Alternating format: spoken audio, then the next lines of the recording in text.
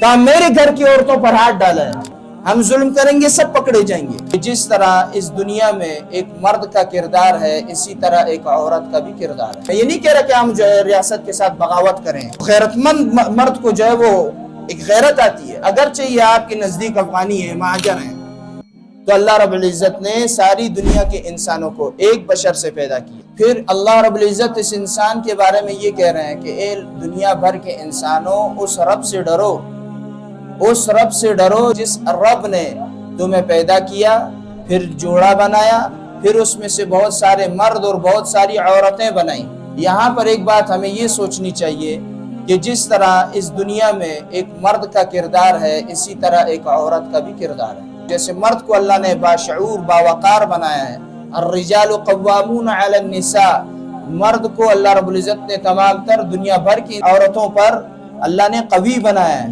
قوامون ایک حکمران بنایا ہے، ایک حکم چلانے والا۔ قوام کہتے ہیں آگے چلنے والے کو، چلانے والے کو، آگے بڑھانے والے کو سربراہ بنایا ہے۔ اسی طرح اللہ جل جلالہ نے ایک عورت کا بھی مقام رکھا ہے۔ لیکن حضور نبی کریم صلی اللہ علیہ وسلم کی تشریف آوری سے پہلے اس دنیا کے اندر عورت کا کوئی مقام نہ تھا، کوئی بھی مقام نہ تھا۔ اسی لیے قرآن مجید میں آیا کہ کیا فرمایا کہ وَإِذَا الْمَوْءُودَةُ سُئِلَتْ، موعودہ کہتے ہیں وعدہ سے ہے، وعدہ کا مطلب ہے وعد البنات، یعنی لڑکیوں کو زندہ درگور کرنا، زندہ دفن کرنا۔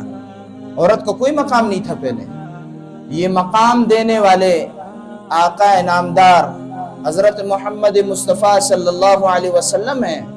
آپ علیہ السلام کی تشریف آوری کے بعد پتہ چلا کہ لڑکی کا کوئی مقام ہے، عزت دینے والی چیز ہے، ہم انہیں عزت دیں گے، اللہ جل جلالہ اس عزت کی بدولت نسلیں چلائیں گی۔ عورت کے بارے میں اللہ کے نبی صلی اللہ علیہ وسلم نے ارشاد فرمایا کہ بلا شبہ تم جو ہے وہ عقل کی بھی عادی ہو، دین کی بھی عادی ہو، عقل میں بھی عادی ہو، دین میں بھی عادی ہو، عادی نصف ہو، ناقص ہو۔ لیکن ایک جگہ دیکھا جائے عورت کا بہت بڑا مقام ہے، تو دونوں باتوں میں تضاد نہیں ہے، دونوں باتیں سمجھنے والی ہیں۔ جن عورتوں کو اللہ نے عزت دی ہے وہ عزت دار ہیں، وہ عفت والی ہیں، وہ عصمت والی ہیں۔ اللہ نے جیسے مردوں کو حکم دیا ہے قُلْ لِلْمُؤْمِنِينَ يَغُضُّوا مِنْ أَبْصَارِهِمْ وَيَحْفَظُوا فُرُوجَهُمْ، کہ جیسے مومنوں کو حکم ملا کہ اے نبی جی ان مومنین مردوں سے کہہ دیجئے کہ یہ اپنی آنکھوں کو یغضوا جھکا کر رکھیں، یغضوا من ابصارہم ویحفظوا فروجہم، اور اپنی شرمگاہوں کی حفاظت کریں۔ پھر اللہ نے آگے فرمایا ذالک ازکا لہم، یہ ان کے لیے بہت بڑی پاکی کی بات ہے، اور ان اللہ خبیر بما یصنعون، جو یہ مرد کرتے ہیں مرد حضرات، اس سے اللہ واقف ہے۔ جیسے مرد کو یہ حکم ہوا ہے بعینہ، اسی طرح اللہ رب العزت نے عورتوں کو بھی حکم دیا ہے کہ قل للمؤمنین یغضضن من ابصارہن ویحفظن فروجہن، کہ جیسے مردوں کو حکم ملا کہ آنکھیں نیچے کریں، اسی طرح عورتوں کو بھی ملا۔ یہاں پر ایک بات سمجھ میں نہیں آتی، آج ہمارے معاشرے میں ایک ایسا معاملہ، ایسا ناسور پھیل چکا ہے کہ نہ مرد کی آنکھیں نیچے ٹکتی ہیں نہ عورت کی آنکھیں نیچے۔ جو مرد باحیا ہے انہیں عورتیں دیکھتی ہیں، جو عورتیں باحیا ہیں انہیں مرد دیکھتے ہیں۔ وجہ کیا ہے؟ آپ علیہ السلام نے ارشاد فرمایا المرأۃ عورہ، عورت جو ہے، عورت المرأۃ، عورت تو ہم لوگ کہتے ہیں اردو زبان میں، ویسے عورت کا مطلب ہے پردہ۔ تو یہاں پر میں آپ کو بتاتا ہوں ایک زنانی یہ عورت ہے، یعنی مکمل طور پر پردہ ہے۔ فَإِذَا خَرَجَتْ، جب بھی نکلتی ہے، عورت پوری پردہ ہے، پوری۔ فَإِذَا خَرَجَتْ، جب یہ عورت گھر سے باہر نکلتی ہے، ویسے نکلتی ہے، پھر کیا فرمایا اِسْتَشْرَفَهَا الشَّيْطَانُ، پھر شیطان اس کو چھوٹی چھوٹی جگہوں سے بھی دیکھتا ہے کہ یہ عورت ہے کون۔ اب یہ یہاں پر شیطان اسے دیکھے گا، پھر مرد کی طرف جائے گا کہ اس کو دیکھو۔ جو مرد ایمان میں کمزور ہوگا، چونکہ شیطان نے اس بات کی قسم کھائی ہوئی ہے، اللہ سے وعدہ کیا اللہ میں اس کے پاس دائیں سے بھی آؤں گا، بائیں سے بھی آؤں گا، سامنے سے بھی حملہ کروں گا، پیچھے سے بھی حملہ کروں گا۔ صرف دو جگہ ایسی ہیں جس جگہ حملہ نہیں کر سکتا، ایک اوپر کی طرف سے اور ایک نیچے کی طرف سے۔ لہٰذا اوپر دیکھ کر چلیں گے تو ہمارا نقصان ہوگا، نیچے دیکھنے پر اللہ کے نبی صلی اللہ علیہ وسلم کی مبارک سنت ہے، اس میں بچاؤ ہے، نیچے سے کبھی بھی حملہ نہیں کر سکتا۔ لہٰذا جو مرد، جو عورت باپردہ ہوگی، شیطان اس کو بھی کرے گا، حملہ کرے گا اس پر بھی، لیکن جب مرد اس کو دیکھے گا کہ باپردہ ہے تو مرد کی آنکھیں خود بخود نیچے ہو جائیں گی، اور نہ ہو تو اس کا ضمیر اس کو کہے گا کہ یہ باپردہ عورت ہے۔ اللہ کے نبی صلی اللہ علیہ وسلم کی بخاری شریف کی روایت ہے، فرمایا رب کاسیۃ فی الدنیا عاریۃ فی الآخرہ، بہت ساری عورتیں ایسی ہیں جو دنیا میں پہناوا کرتی ہیں، اچھے کپڑے پہنتی ہیں، لیکن ایسی ہیں جیسے ننگی۔ تو لہٰذا یہاں پر پہناوے والی وہ عورتیں جو ایسے لباس پہنتی ہیں تو وہ قیامت کے دن ننگی ہوں گی۔ تو یہ باتیں بتانا ہماری ذمہ داری ہے۔ آج غیر نے اتنی محنت کر دی ہے کہ ہمیں وہ لباس جو ان کا غریب فقیر پہنتا ہے آج ہمیں وہ فیشن لگتا ہے۔ ان کی پتلونیں پھٹی ہوئی ہوں تو ہمارے یہاں وہ فیشن کہلاتی ہے۔ پہلے ہم مردوں پہ ہنستے تھے، ابھی عورتیں بھی شروع ہو چکی ہیں۔ ہمارا معاشرہ بہت اچھا الحمدللہ، ایک اعتبار سے دیکھا جائے مسلمان کی غیرت، لیکن پھر بھی ہمارے لباس بعض اوقات ایسے ہوتے ہیں جس کی وجہ سے آنکھیں کیا اپنے گھر میں بندہ نہیں جا سکتا ہے، ہماری گھر کی عورتیں ایسی ہوتی ہیں۔ تو اس لیے بتانا چاہیے ایک تو یہ چیز کہ عورت کا معاشرے میں مقام کیا ہے، وہ مقام بھول کر وہ نیچے کی طرف آ رہی ہے۔ اللہ نے اسے عالیہ بنایا ہے، اونچا بنایا ہے، وہ تنزلی کی طرف جا رہی ہے۔ اس کی فکر کرنا ہماری ذمہ داری ہے۔ دوسرا، جب مرد بے حیا، بے غیرت، بے شرم ہو جاتا ہے، اس کی وجہ سے عورت کا مقام اور بھی زیادہ گر جاتا ہے۔ ایک بات جو دیکھنے میں آئی، کل کی بات ہے، کل میں منی مارکیٹ کی طرف گیا ہوا تھا، وہاں پر ایک ازبک سے میری بات ہوئی۔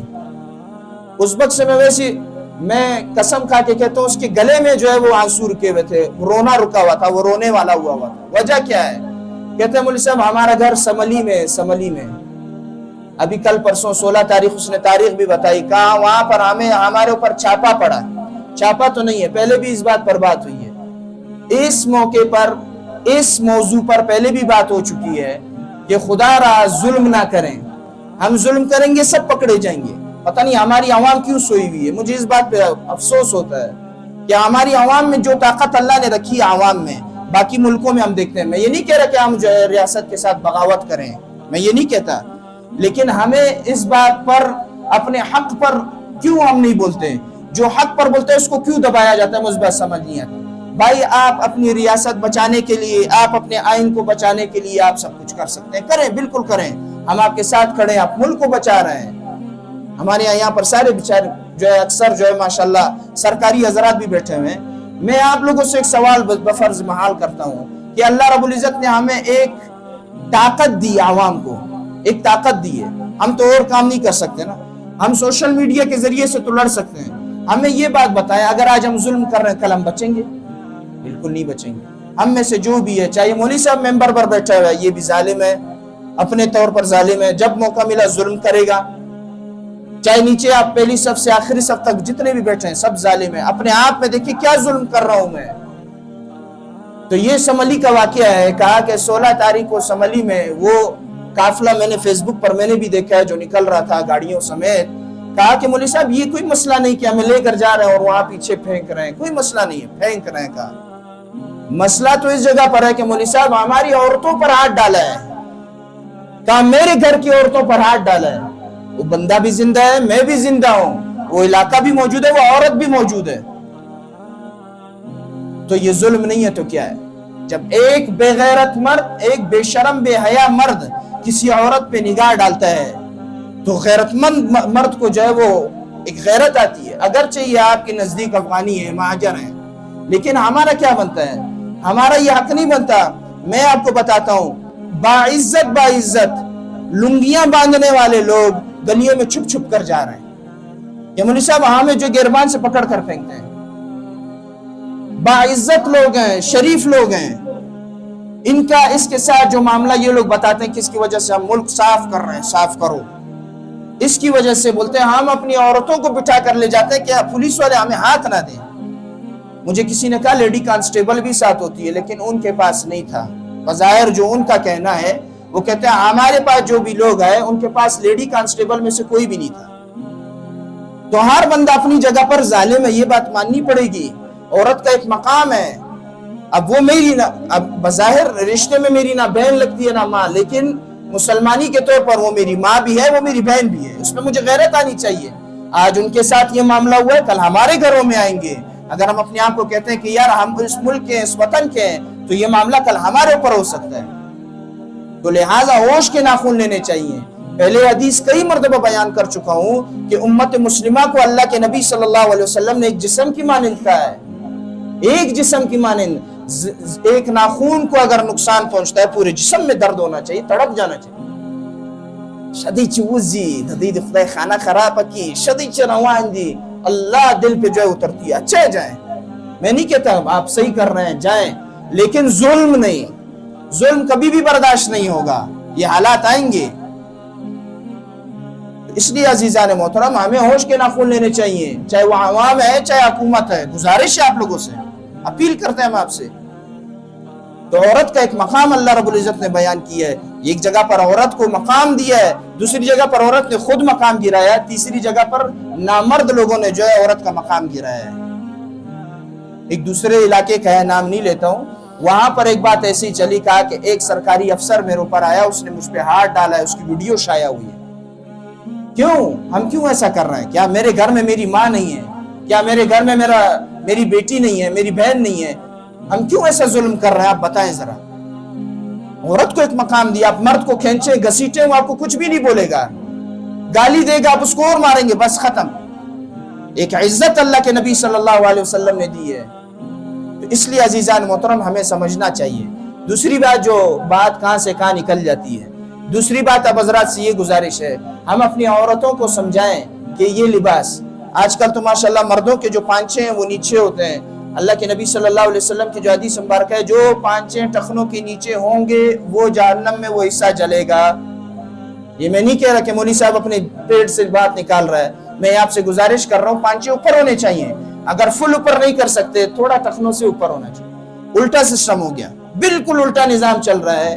ہمیں اغیار نے, ہمارے برٹش حکومت نے ہمیں اتنا مجبور کر دیا ہے کہ ہم اپنی حیا, اپنی غیرت, اپنا رواج, اپنا سماج سب کچھ بھول چکے ہیں. عورت کو دیکھو, اتنے جو ہے انہوں نے ٹخنے اٹھائے ہوئے ہوتے ہیں, پانچے اٹھائے ہوئے ہوتے ہیں. اب ان کو بندہ بولے کہ بھائی آپ نے تبلیغ میں 4 ماہ لگائے, تو ان کا کیا حال ہوگا؟ الٹا سسٹم ہو گیا. مرد نیچے جا رہے ہیں, عورت بنتے جا رہے ہیں. اور اللہ کے نبی صلی اللہ علیہ وسلم واضحتاً لعنت فرمائی ہے, واضحتاً غور سے سنیے گا. اللہ کے نبی صلی اللہ علیہ وسلم, لعن رسول اللہ صلی اللہ علیہ وسلم, لعنت کس شخص پہ فرمائی ہے؟ جو عورتوں کا لباس پہنے, عورتوں کی مشابہت اختیار کرے, اس پر بھی لعنت. جو عورتیں مردوں کی مشابہت اختیار کرے, اس پر بھی لعنت فرمائی. اب ہم خود ہی فیصلہ کر لیں, ہم اس لعنت کے مستحق بننا چاہتے ہیں یا ہم صحیح ہوں. تیسری بات آپ حضرات سے گزارش کرنی تھی, مرد کے لیے خوشبو لگانا ٹھیک ہے.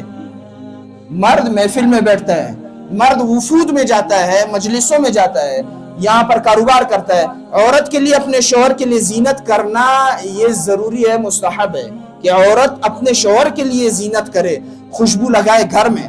لیکن جب باہر جائے تو خوشبو نہیں لگانی چاہیے. وجہ کیا ہے؟ آپ علیہ الصلوۃ والسلام نے ارشاد فرمایا کہ ایسی عورت قضا و قضا یعنی زانیہ, جو عورت خوشبو لگا کر باہر جاتی ہے. ہم اپنے گھر کی عورتوں کی بات سمجھائیں پیار محبت سے, مارنے کی ضرورت نہیں ہے. ہمارے والے تو ماشاءاللہ اٹھا کر پھر جو ہے لعنت کرتے ہیں کہ تجھ پر لعنت ہے, 1 سال تک پھر ناراض رہتے ہیں, 2 3 سال تک ناراض رہتے ہیں, لعنت کرتے رہتے ہیں. نہیں, پیار سے سمجھائیں. عورت ٹیڑھی پسلی ہے, جب مرد سیدھی پسلی ہے تو عورت ٹیڑھی پسلی ہے. جب مرد کو سختی سے بات سمجھ نہیں آتی تو عورت کو آئے گی. فرمایا جو عورت ایک جگہ سے گزرے اور اس پر خوشبو لگی ہوئی ہو تو یہ عورت زانیہ ہے, زانیہ. تو یہ ہماری ذمہ داری ہے عزیزان محترم, اپنے آپ کو بچائیں. اللہ پاک عمل کرنے کی توفیق نصیب فرمائے.